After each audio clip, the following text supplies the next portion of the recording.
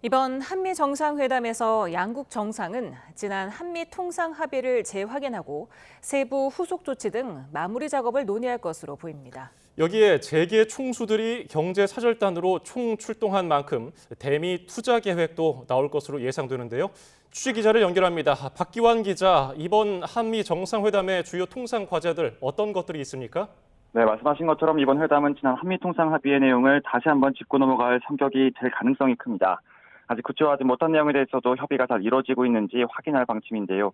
먼저 지난 통상합의 주요 내용부터 살펴보면 지난 7일에 적용된 15%의 상호관세가 있고 자동차 품목관세는 25%에서 15%로 낮췄습니다.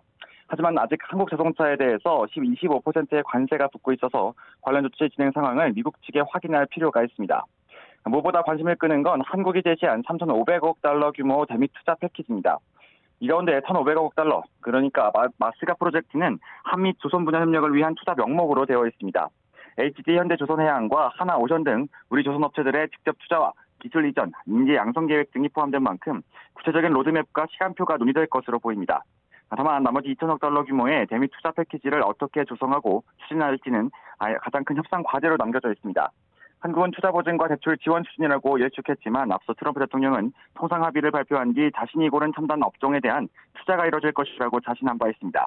관련해서 내일 두 정상이 만날 때까지 얼마나 의견 차이가 좁혀졌을지 주목되고 있습니다. 네, 대미 투자와 관련해서 우리 재계 총수들이 이번 순방에 동행을 했는데요. 어떤 역할을 하게 됩니까? 네, 트럼프 대통령이 요구해온 이른바 한국의 선물 보따리를 가지고 갔을 가능성이 큽니다. 이대용 삼성전자 회장부터 최태원 SK그룹 회장과 정의선 현대차그룹 회장, 구광모 LG그룹 회장까지 4대 그룹 총수는 물론이고요. 에너지 분야의 GS 허테스 회장, LS 구자원 회장도 사설단으로 동행했고 CJ 이재현 회장과 셀트리온 서정진 회장, 고려아연의 최윤범 회장도 사설단에 이름을 올렸습니다. 미국에 있는 기존 공장을 증설하거나 추가 건설하는 등 대미 투자 계획이 나올 것으로 기대가 되고 있습니다. 다만 트럼프 대통령의 기대를 충족할 수 있을지는 여전히 미지수인데요. 이와 별개로 2030년까지 1,000억 달러 규모 미국산 LNG를 구매한다는 계획도 한미 통상 합의에 포함되어 있었습니다. 한국가스공사 최현혜 사장도 어제 미국으로 향했는데 내일 미국 에너지부 관계자들 등과 만나서 먼저 300만 톤 규모 미국산 LNG 구매 계약에 대한 서명식에 참석할 예정입니다. 예, 여기까지는 사실상 예정된 논의 과제들인데요. 추가로 또 어떤 얘기가 오갈 것으로 보입니까? 네, 이번 정상회담에서 논의될 것으로 기대되는 과제가 더 있습니다. 한국이 추진하는 SMR, 그러니까 차세대 소형 모듈 원전을 만들기 위해선 핵연료 제조를 위한 우라늄 농축과 사용 후 핵연료 대추출 기술이 필요한데 모두 한미 원자력 협정 개정이 필요한 부분입니다. 앞서 위성락 국가안보실장도 지난 22일에 우리 입장에서 그동안 개정을 위해 노력해왔다며 이번 정상회담을 통해서 진전을 만들어보겠다는 생각이라고 언급한 바 있습니다.